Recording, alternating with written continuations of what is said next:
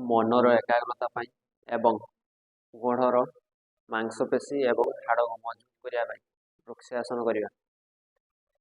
ଏବଂ ବଡ଼ ଲୋକମାନେ ମନ ଏବଂ ନିଜର ତନକୁ କଣ୍ଟ୍ରୋଲ କରିବା ପାଇଁ ମଧ୍ୟ ବୃକ୍ଷାସନ କରିପାରିବେ।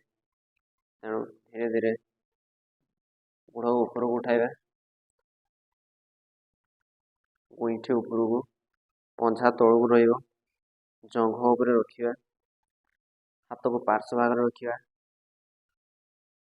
ଏବଂ ଏଠାରେ ବାଲାନ୍ସ କରିବା ଏବଂ ଧୀରେ ଧୀରେ ସହଜତାପୂର୍ବକ ହାତକୁ ଉପରକୁ ଉଠାଇବା ଏବଂ ହାତ ଦୁଇଟିକୁ ଯୋଡ଼ି ଦେବା ଏବଂ ନିଶ୍ୱାସ ସାମାନ୍ୟ ଗତି ରହିବ।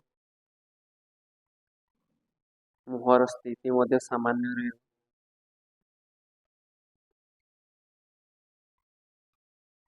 ଏବଂ ଧୀରେ ଧୀରେ ପୂର୍ବ ସ୍ଥିତିକୁ ଆସିବା ପାଇଁ ଧୀରେ ଧୀରେ ହାତ ତଳକୁ ଆଣିବା ଏବଂ ପାଦ ତଳକୁ ଦେବା।